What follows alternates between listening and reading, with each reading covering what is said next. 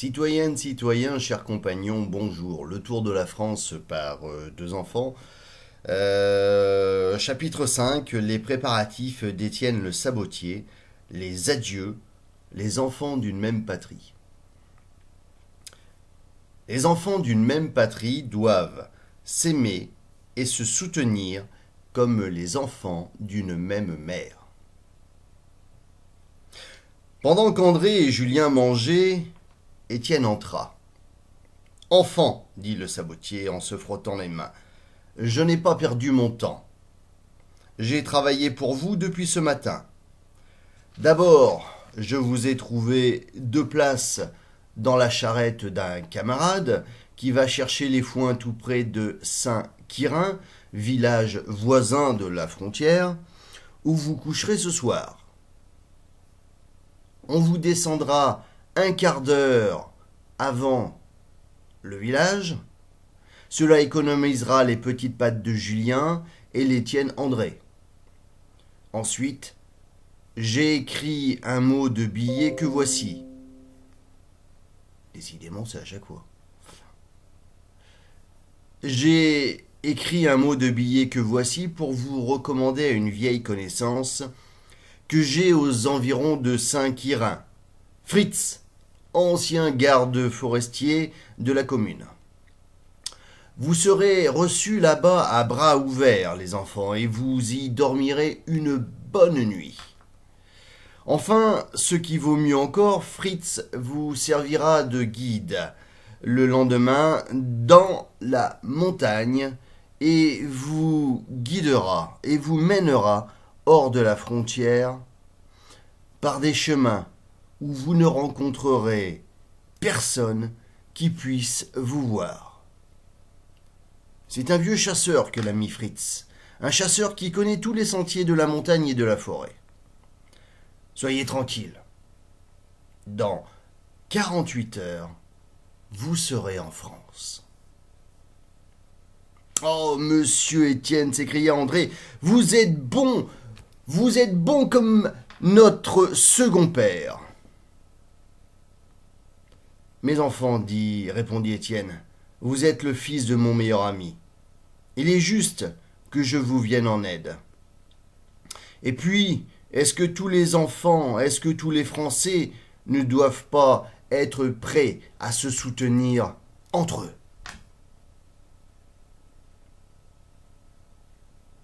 À votre tour, ajouta-t-il d'une voix grave, quand vous rencontrerez un enfant de France en danger, vous l'aiderez comme je vous aide à cette heure, et vous aurez fait pour la patrie ce que nous faisons pour elle aujourd'hui.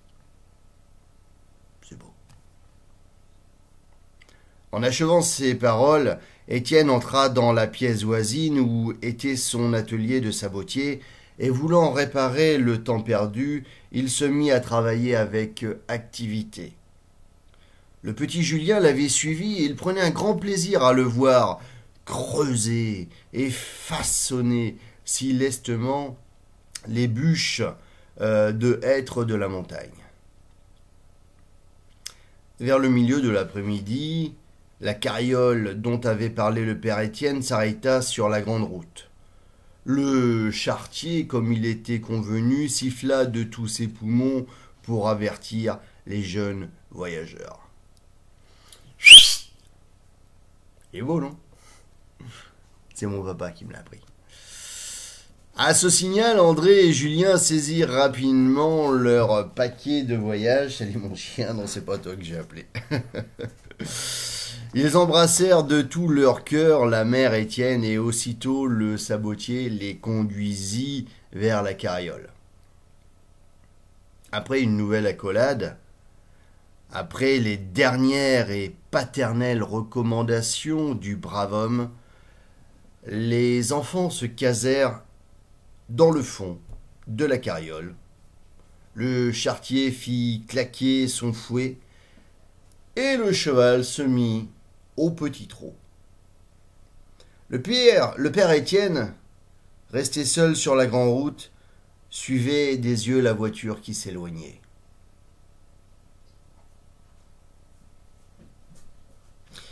Il se sentait à la fois tout triste et fier de voir les enfants partir. « Brave et chère jeunesse, murmura-t-il, va, cours, porter à la patrie des cœurs de plus en plus à chérir.